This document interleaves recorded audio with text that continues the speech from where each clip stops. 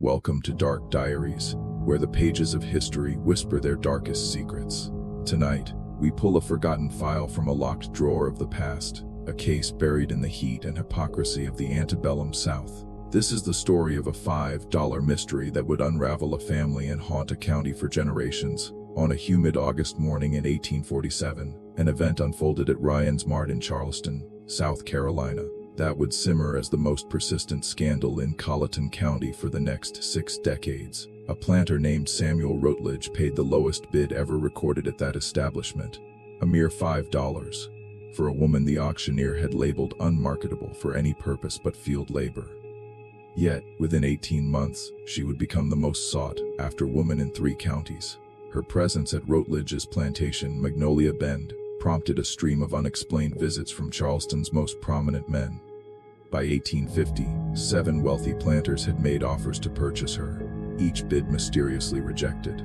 The strangest part, no 2 visitors could agree on what she actually looked like.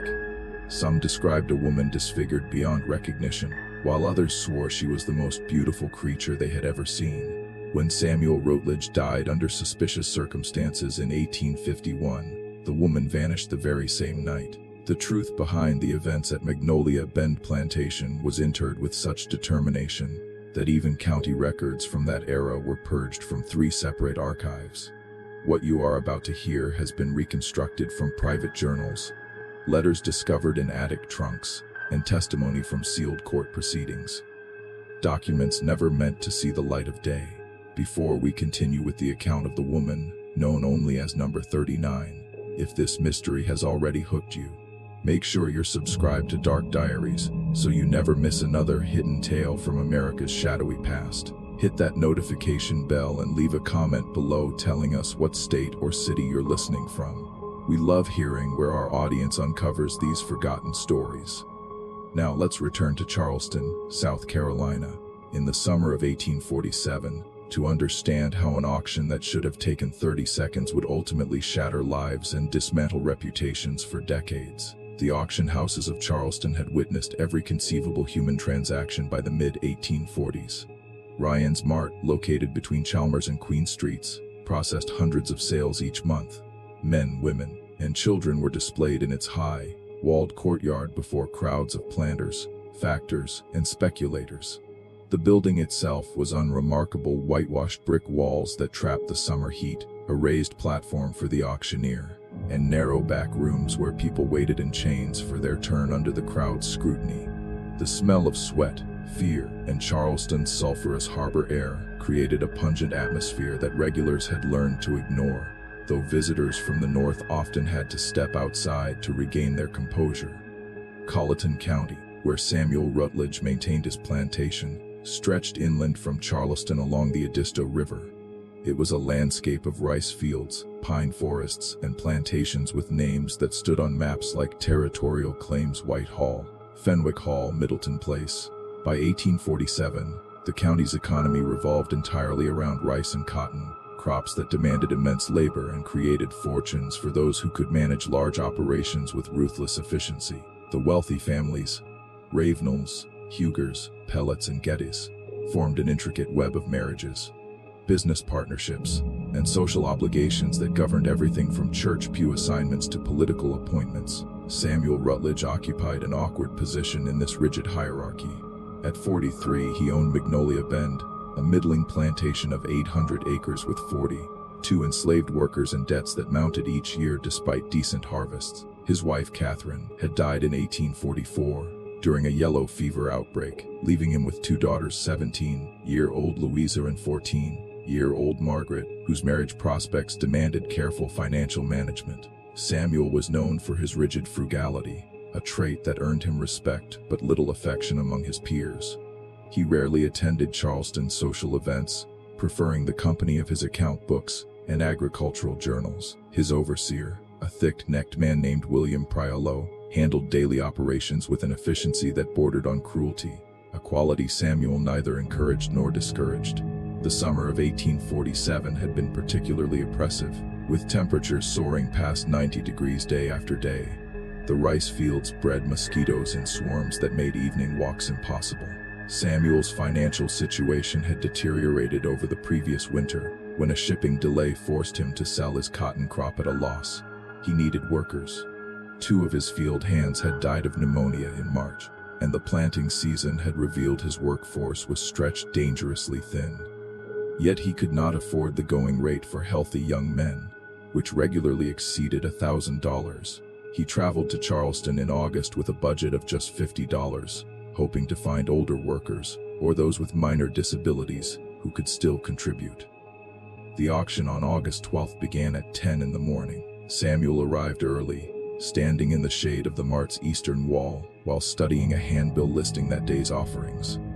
23 people would be sold, ranging from a blacksmith estimated to bring $1,500 to several children, whose value depended entirely on whether they would be purchased alongside their mothers. Samuel's attention fixed on the older listings: a man of 50 with a hernia, a woman of 45 described as reliable for housework despite a limp. These were the individuals no one else wanted, the ones that might fit his meager budget. The auctioneer, Thomas Gadsden, was a professional who had conducted sales for 15 years.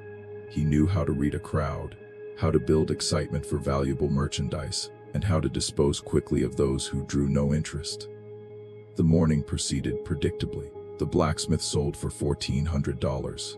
A young woman with her infant for $900. 2 adolescent boys together for $1,600. Samuel watched without bidding, waiting for the prices to fall to his range. Shortly after noon, when the crowd had thinned to perhaps 30 men still seeking bargains, Gadsden called for lot number 39 to be brought forward.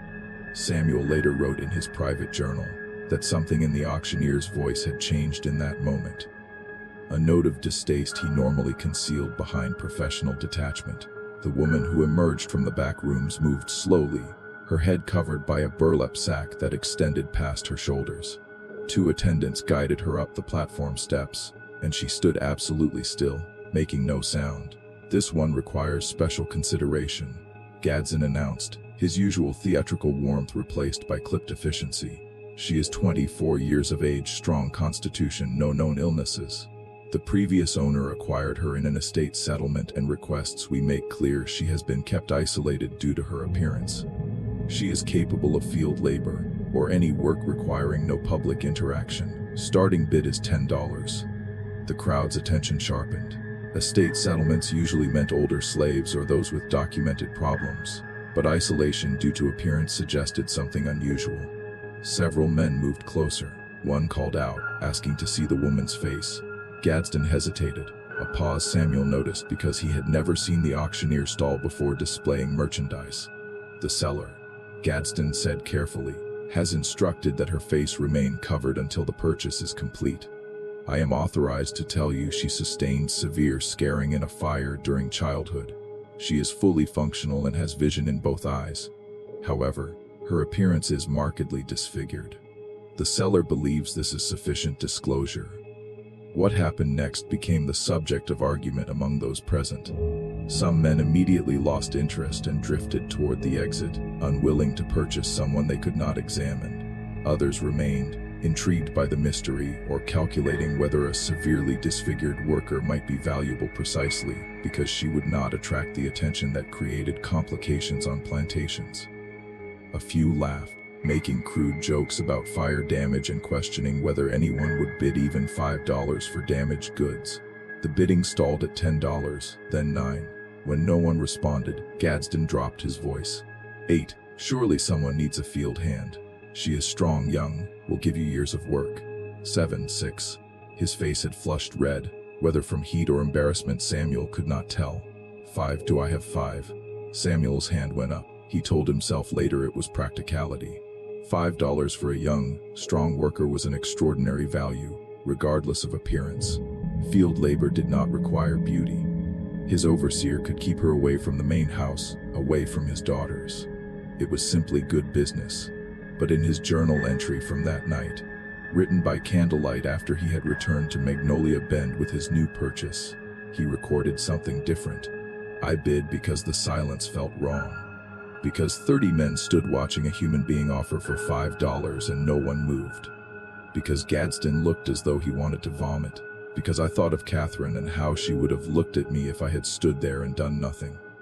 God forgive me. I bid out of shame, not sense. Sold to Samuel Routledge of Magnolia Bend Plantation, Gadsden said quickly, relief evident in his voice. Papers will be ready within the hour. Next offering lot number 40, male age 32, experience Cooper. Samuel barely heard the rest. He moved toward the manager's office to complete the transaction, aware of the stares following him. A planter named James Huger, whom Samuel knew slightly from church, caught his arm as he passed. You have courage or madness, Routledge. I would not bring something like that onto my land. Some things carry misfortune. Samuel pulled his arm free without responding, but Huger's words stayed with him during the ride back to Colleton County. The woman sitting silent in the back of his wagon, the burlap sack still covering her head because he had not thought to remove it, and she had not asked. The August heat pressed down on them as the wagon rolled along the rutted road following the Edisto River. Spanish moss hung from the live oaks like gray shrouds, barely moving in the airless afternoon. Samuel tried twice to start a conversation, asking basic questions. Could she cook? Did she know anything about rice cultivation? Had she ever worked with indigo? But received only the briefest responses in a voice so quiet he could barely hear it over the wagon wheels. Yes, sir. No, sir. I don't know, sir. Eventually, he gave up, and they completed the journey in silence, broken only by bird calls and the distant hum of insects. Magnolia Bend appeared through the trees as the sun began its descent. A two-story house of weathered white planks with 6 columns and a wide veranda, surrounded by the practical buildings that kept a plantation functioning: kitchen house, smokehouse, storage sheds, stables, and further back, hidden by a line of cedars, the cabins where the enslaved workers lived. Samuel directed the wagon toward the overseer's house, a modest structure near the cabins where William Priolo maintained his quarters. Priolo emerged as the wagon stopped, wiping sweat from his neck with a rag. He was a man of 35 with powerful shoulders and a face that seemed permanently set in an expression of evaluation, measuring everything he saw against some internal standard of usefulness. Samuel explained the purchase briefly: a $5 field hand, fire scaring, to be put to work immediately. Priolo circled the wagon, examining his new charge with the same attention he would give a plow horse, though he made no move to remove the burlap covering. $5, Priolo repeated. What's wrong with her besides the face? Disease, madness, insubordination. The auctioneer claimed nothing. Young, strong, full vision, simply unmarketable in appearance. And you believed him. Priolo's skepticism was clear. When has Gadsden ever told the full truth about damaged merchandise? Samuel had no answer. He instructed Priolo to assign the woman to whatever work needed doing and find her a cabin space. Then he drove the wagon to the main house, where his daughters waited on the veranda. Louisa had her mother's fair coloring and careful posture. Margaret was darker, more restless, constantly moving even when standing still. Both watched him with questions in their eyes, but he offered no explanations beyond acknowledging he had purchased one new worker to help with the upcoming harvest. That night, Samuel sat in his study with his account books open, but found himself unable to focus. The $5 purchase bothered him in ways he could not articulate. He kept remembering the silence in the auction yard, the way grown men had stepped back from the platform as though proximity to the woman might contaminate them. He thought about the burlap sack still covering her face when Priolo had led her away. He had not asked to see what was underneath. Neither had Priolo. They had both, by unspoken agreement, chosen not to look. The woman, Samuel realized he had not even asked her name, had not seen it on the bill of sale, had referred to her only as number 39, was assigned to the rice fields the following morning. The plantation's main cash crop required constant attention, flooding and draining according to precise schedules, weeding, watching for pests, maintaining the trunks and ditches that controlled water flow. It was backbreaking labor performed in humid heat under clouds of mosquitoes, but it was also labor that kept workers relatively isolated. Priolo placed number 39 on the eastern parcel, furthest from the main house and the road, where she would have minimal contact with anyone. For 3 weeks, nothing unusual occurred. The woman worked in silence, apparently as strong as claimed, completing her tasks without complaint. The other workers left her alone, whether because of her covered face or on Priolo's orders. Samuel never learned. He rarely saw her, catching only distant glimpses when he rode out to inspect the fields. The burlap sack remained in place, and Samuel felt grateful he did not have to confront whatever was underneath. Then, on the first Sunday of September, everything changed. Samuel's daughters attended morning services at St. Bartholomew's Church as usual. Margaret complained of a headache during the ride home and went directly to her room to rest. An hour later, Louisa found her sister on the bedroom floor, seizing violently, foam at her mouth. Eyes rolled back until only the whites showed. Samuel sent immediately for Dr. Henry Middleton, the nearest physician, who lived 4 miles away. While they waited, Margaret stopped seizing but did not wake, her breathing shallow and irregular, her skin cold despite the heat. Dr. Middleton arrived within 2 hours and examined her thoroughly. "I cannot determine a cause," he admitted. Sometimes young women experience these episodes due to hysteria or overexcitement, though Margaret has always seemed remarkably steady. "I will leave laudanum for the pain and instructions for her care. If she has another seizure, send for me immediately. If she does not wake within 12 hours, he did not finish the sentence. Margaret woke that evening, confused and weak, with no memory of the seizure. She complained that her headache had worsened, that light hurt her eyes, that she could not remember simple things. The name of their horse, the color of Louisa's church dress, what hymns they had sung. Dr. Middleton had warned these symptoms might occur and recommended rest, darkness, and quiet. But over the following days, Margaret did not improve. The headaches continued, sometimes so severe she could not leave her bed. She had 2 more seizures, each frightening in its violence. Her memory became increasingly unreliable, forgetting conversations from an hour before, calling Louisa by their mother's name, asking when their father would return from Charleston though he sat beside her. Samuel felt himself approaching the edge of an abyss he recognized from the months before Catherine's death, when medicine had failed and he had watched helplessly as yellow fever consumed his wife. He sent for Dr. Middleton again. The physician examined Margaret and admitted he was mystified.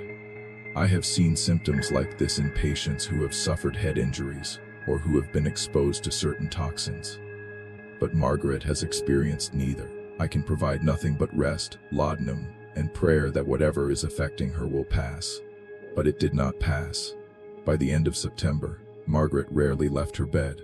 Her seizures became more frequent, her lucid moments shorter. She began speaking about things that had not happened, describing conversations with people who had never visited.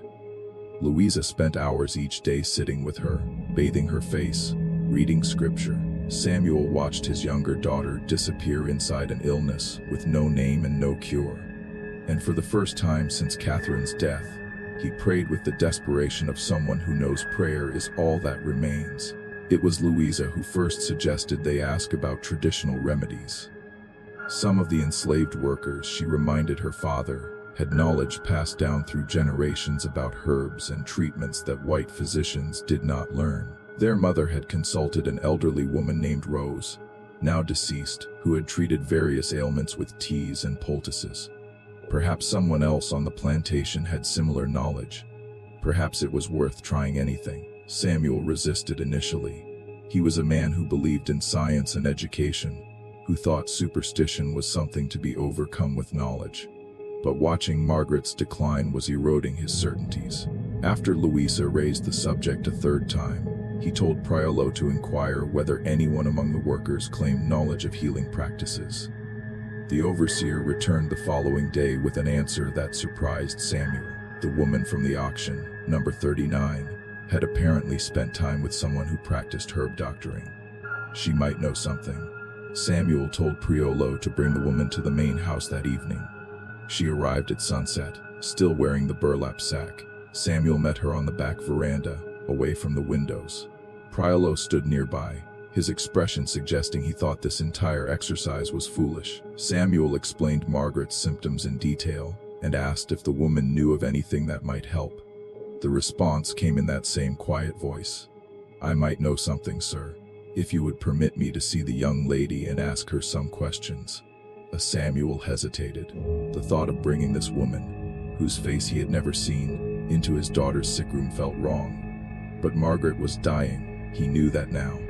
What did propriety matter if it cost him his child? He led the woman upstairs. Louisa looked up as they entered, her eyes widening at the burlap-covered figure. The woman approached Margaret's bed slowly. Margaret lay with her eyes closed, her hair damp with sweat. The woman knelt and gently touched Margaret's forehead. "Miss Margaret, can you hear me?" she asked, her voice soft but with a note of genuine concern. "Can you tell me when the headache started? When you first felt poorly?" Margaret's eyes opened slightly unfocused. "Mother," she whispered, "my head hurts so much. When can we go home?" "Soon, child," the woman said softly. "But first, I need to know some things. Can you remember what you ate before the headaches began? Or if you touched anything that made your skin feel strange? Or if you smelled something unusual?" The questions continued for several minutes, gentle and patient. Samuel watched, struck by the woman's tone. It reminded him of how Catherine had spoken to the girls when they were small, a combination of comfort and strength. He realized he had been expecting someone damaged, broken, perhaps slow-witted. Instead, her manner suggested education and a calm competence that seemed at odds with her $5 price and the burlap sack. Finally, the woman stood and asked to speak with Samuel privately. They returned to the veranda where the last light was fading. Priolo had disappeared. "Sir," the woman began, her voice firmer now, "I need to ask you something, and I need you to be truthful, because your daughter's life may depend on it. Has anyone given Miss Margaret anything special to eat or drink recently? Any gifts of food or medicine from someone outside your household?" Samuel thought. "No, everything has come from our kitchen, prepared by our cook patients. Dr. Middleton left laudanum, but that's a standard treatment. Why do you ask?" The woman was silent for a moment, as if deciding how much to tell him. "The symptoms Miss Margaret is experiencing, the seizures, the memory loss, the confusion, the progressive weakness, they are consistent with certain kinds of poisoning. Not food poisoning, but slow poisoning with something that builds up in the body over time. There are plants that can cause these effects, and there are people who know how to use them." The words hung in the air between them. Poisoning. Someone deliberately harming his daughter. The idea seemed impossible. Margaret was 14, gentle and kind. Who would want to poison a child? Yet, as Samuel thought about it, he realized the explanation made more sense than anything Dr. Middleton had suggested.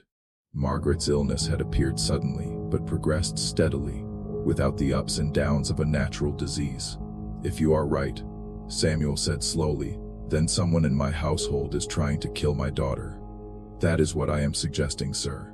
I cannot be certain without knowing more. But I have seen symptoms like this before. They were caused by a plant called white snakeroot. It grows wild in shaded areas. If someone knows how to prepare it, small amounts taken over time can cause exactly what Miss Margaret is experiencing. Eventually, it would kill her, and most physicians would never suspect poison." Samuel felt cold despite the warm evening. "Can you help her? If she has been poisoned, can you save her?" "If we stop the poisoning immediately, yes, she should recover. The body can eliminate the toxins if no more are introduced. But sir, you need to find who is doing this and stop them. Because if my suspicion is correct, they will try again." Samuel asked the obvious question. "How do you know these things about poisons and plants and symptoms?" The woman's posture changed slightly, a tensing that suggested old pain. "I was taught by someone who knew about healing and harm both, sir. Someone who understood that the plants that cure can also kill, depending on the dose and the intention. I do not practice poisoning, but I know how to recognize it." They spoke for another 10 minutes, the woman explaining what should be done. All of Margaret's food should be prepared by someone Samuel trusted absolutely and served directly to her. The laudanum should be set aside, fresh water given frequently to flush the toxins. Someone should watch her room at all times, allowing no visitors except family. Samuel made arrangements that night. He instructed their cook patients to prepare all of Margaret's meals personally. He told Louisa what the woman had suggested about poison, watching his older daughter's face go pale with shock. He asked Priolo to watch for anyone going near the main house at unusual times, and he sat in Margaret's room himself that night, unwilling to sleep. By the third day, Margaret's condition had stabilized. The seizures stopped. The headaches began to lessen. Her memory remained confused, but she seemed more alert. Middleton called back, expressed surprise at the improvement, and attributed it to rest and prayer. Samuel did not mention poisoning. By the end of the week, Margaret was sitting up in bed. By the second week, she was walking around her room, weak but clearly recovering.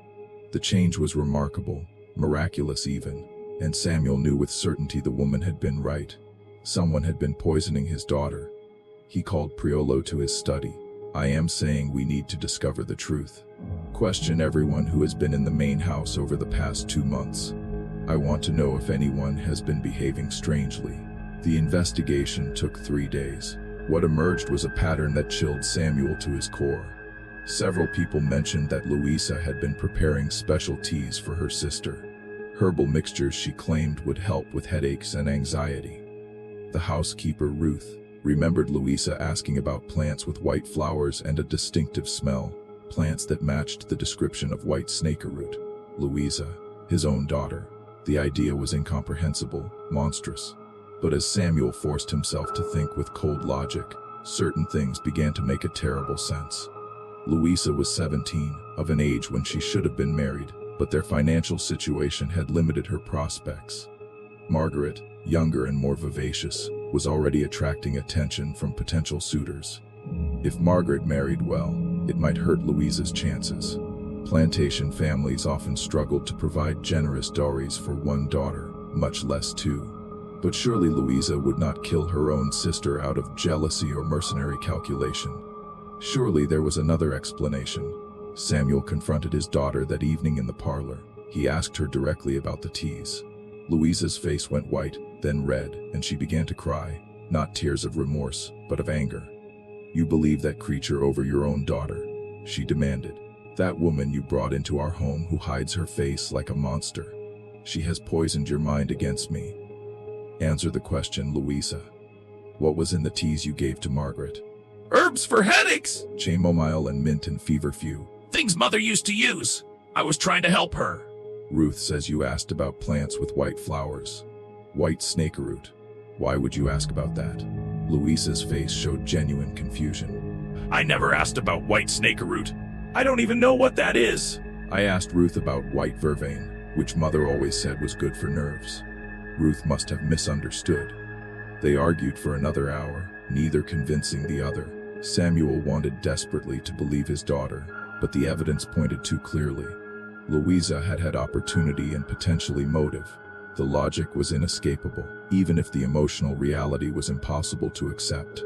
The household descended into a cold war after that. Louisa stopped speaking to her father except when necessary.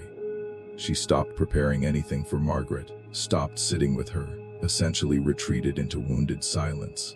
Samuel found himself trapped between his daughters, unable to fully trust either his suspicions or his daughter's denials. The woman from the auction, who had saved Margaret's life, remained in the fields, working in silence, never asking about the outcome.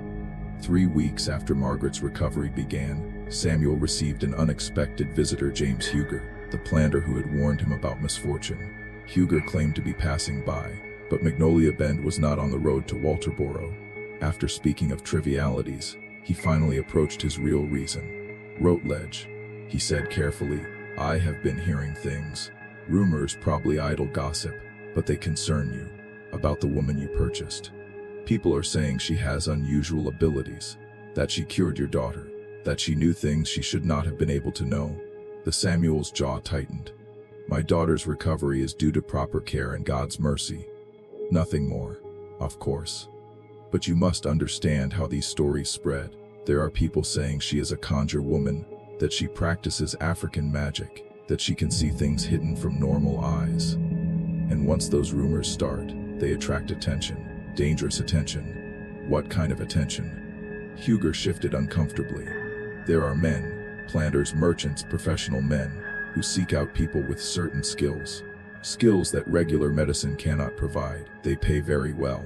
And they will come asking about your $5 woman if they have not already." Samuel studied Huger's face. "Are you one of these men, Huger? Is that why you came here? A flash of something, offense, or recognition?" crossed Huger's features. I came to warn you. That woman, whatever she is, whatever she knows, she will bring attention to your plantation, and not all of it will be welcome. After Huger left, Samuel called for Priolu. The overseer's response was immediate. I told you that $5 was too cheap. Women like that come with complications. You should sell her before worse happens. Sell her. She saved Margaret's life, maybe. Or maybe Margaret would have recovered anyway. You're making a judgment based on hope, not facts, and hope makes men stupid. Samuel could not deny the logic, but he also could not bring himself to sell someone who had done his family such service. He told Priolo to ensure the woman remained in the fields, and to report immediately if anyone came asking about her. Over the following weeks, the rumors manifested as reality. Men started appearing at Magnolia Bend with plausible reasons for their visits, but their real interest became clear in casual conversation. They asked about the woman, whether Samuel was satisfied, whether he might consider selling her for a substantial profit. A merchant offered $200, a planter offered $500, a Charleston gentleman offered $100,000, claiming he needed someone with knowledge of herbal medicine for his ailing wife. Each refusal seemed to increase the next offer. During this time, something else was happening, though Samuel only understood it in retrospect. The woman had begun to change the plantation in subtle ways. Workers became more cooperative, tasks were done well. The overseer reported fewer problems. It was as though some tension had eased. Priolo attributed it to coincidence. Samuel was not so sure. The breaking point came on a Tuesday evening in early November. Samuel was in his study when he heard Louisa scream. He ran toward the sound and found her in the upstairs hallway, staring into her bedroom with an expression of pure horror. The woman from the auction stood beside Louisa's bed. The burlap sack lay on the floor. For the first time, her face was visible. Samuel's mind could not reconcile what his eyes reported. The woman was not disfigured. She was not scarred. Her face was perfectly ordinary, perhaps even beautiful, with strong features, clear eyes, and skin that showed no mark of fire or injury. She looked nothing like what had been described, nothing like what he had imagined. But Louisa was screaming, "Monster, get it away from me." And the woman stood perfectly still, her expression unreadable. Samuel stepped into the room. "What are you doing here? How did you get into the house? Why have you removed your covering?" The woman's voice, when she spoke, had lost its quiet deference.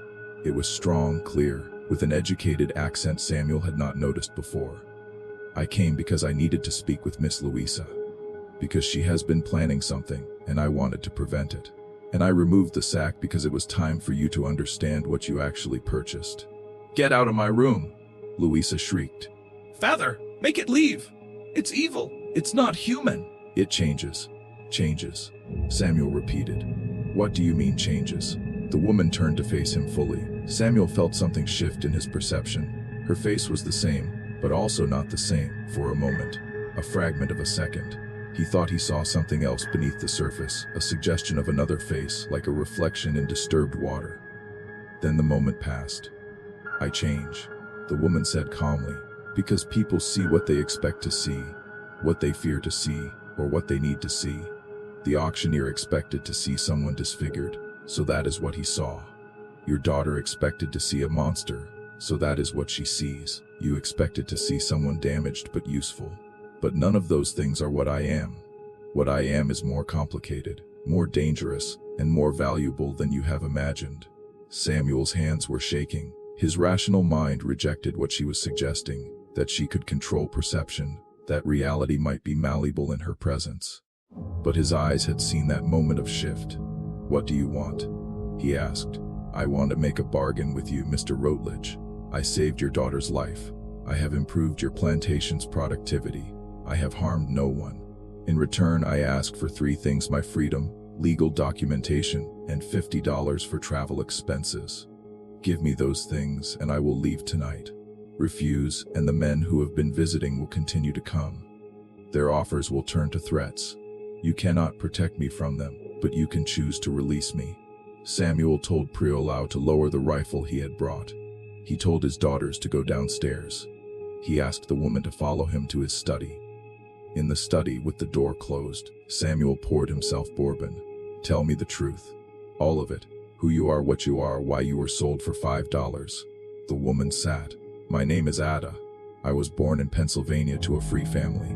I learned to read and write, studied herbs and healing. When I was 17, I discovered I had an ability. I could make people see things differently.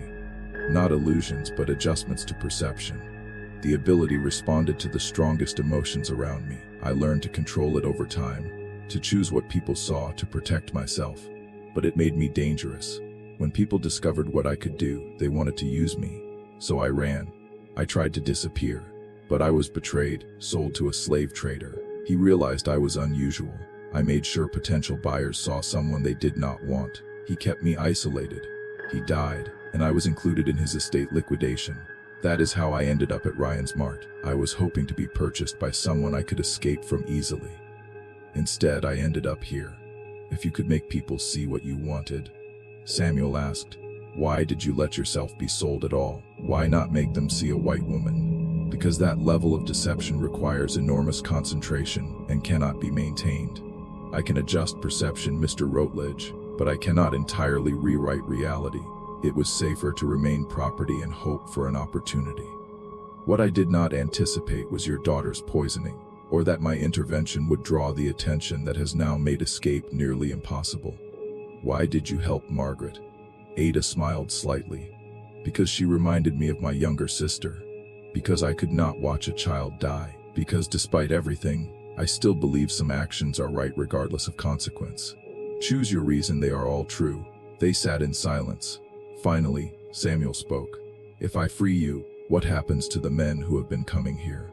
Without me here, their interest ends. You can claim I ran away. They will believe you, or at least accept the loss. Men like that are accustomed to occasional defeats. And my daughters. Louisa seems terrified. What did she see? I cannot control what people see, Mr. Rutledge. I can only influence it. Miss Louisa saw what she fears most, her own face reflected back with all the ugliness of her actions visible. She saw herself as a poisoner. Whether that was accurate or merely her own guilt, I do not know. But what she saw was something within her, not something I created. Samuel felt his stomach twist. So you believe Louisa poisoned Margaret? I believe your older daughter was desperate and made a terrible choice. I believe she regrets it. I believe she will carry that guilt forever. But if you keep me here, your household will tear itself apart, because I force people to see truths they do not want to see. I am a mirror, Mr. Rutledge. I reflect what is already there. Some people cannot bear their own reflections. Samuel granted Ada her freedom that night. He wrote the manumission papers himself, documenting that the woman known as Number 39, also called Ada, was released from bondage as compensation for services rendered. He gave her $75 and a horse. He did not tell his daughters until after Ada had left. Louisa's reaction was explosive. She accused her father of choosing a stranger over his own flesh and blood, of believing lies. Samuel let her rage, then asked a single question. Did you poison your sister? Louisa's face went through several transformations. Fury, shock, despair. She did not answer. She turned and walked away, and Samuel knew then that Ada had been right. Margaret recovered fully but never spoke about her illness. Samuel told her the poisoning had been an accident. Whether she believed him, he never knew. The relationship between the sisters never recovered. When Louisa married 2 years later to a merchant from Georgetown, Margaret did not attend. The men stopped coming after Ada's departure. Samuel heard nothing more about her, though whispers of the legend persisted. He never corrected anyone or added his own account. He kept Ada's manumission papers in a locked drawer. Magnolia Bend continued for another decade before Samuel sold it and moved to Charleston to be near Margaret. Louisa lived in Georgetown until 1863. When Union forces occupied the town and her husband fled, she returned to Charleston during the war's final year. She and Margaret maintained a cold politeness that broke Samuel's heart. Louisa died in 1867. Samuel paid for her burial next to Catherine. The records of what happened were scattered, fragmented, distorted by retelling until the truth was buried under layers of myth. Some descendants claim no such person existed. Others insist the incident was fabricated. Official records are curiously incomplete. But in 1902, a journalist found Samuel Rutledge's manumission papers for Ada in a collection donated to the Charleston Library Society. The papers included her full name, Ada Marie Freeman, birthplace Pittsburgh, Pennsylvania. The journalist attempted to trace her but found nothing definitive. A woman matching her description appeared in Underground Railroad documents from 1849. Another possible sighting placed her in Philadelphia in 1852, working as a nurse during a cholera outbreak. The last potential reference was from an 1871 letter mentioning a woman named Ada who ran a school for freed slaves in Ohio and had an unusual ability to help her students feel confident. Whether these were all the same person, or whether Ada Freeman disappeared into the American landscape, no historian has determined. What remains is Samuel Rutledge's journal entry from the night he freed her, written in handwriting that showed the effects of bourbon and emotion. Tonight, I released the woman I purchased for $5. I do not know if she was what she claimed, or if I simply saw what she wanted me to see. I do not know if she had supernatural abilities, or merely the courage and intelligence to survive impossible circumstances. What I know is this: she saved my daughter's life and showed me I had raised another daughter capable of murder. She held up a mirror to my household and forced me to see truths I had been avoiding. Whether that makes her saint or demon or simply human, I cannot judge. I only know that after she left, my plantation seemed emptier, darker, as though something that had brought light, however uncomfortable, had been extinguished. God forgive me if I made the wrong choice. God help me if I made the right one. This mystery from Dark Diaries reveals that the most terrifying aspects of human nature often hide behind the faces we think we know. The story of Ada Freeman, if that was her name, reminds us that history is filled with episodes that resist simple explanation, events that seem impossible until we recognize that human capability, for both good and evil, extends far beyond what we typically acknowledge. What do you think? Did Ada possess a genuine ability, or was she a brilliant survivor using profound psychological insight? Did Louisa truly poison her sister, or could there be another, darker explanation the records never captured? Leave your theories in the comments below. If this tale from the shadows of history captivated you, subscribe to Dark Diaries, hit the notification bell, and share this video with someone who loves mysteries that blur the line between fact and legend. The past is filled with stories that demand to be told, and we'll keep bringing them to you, one dark secret at a time. Until next time.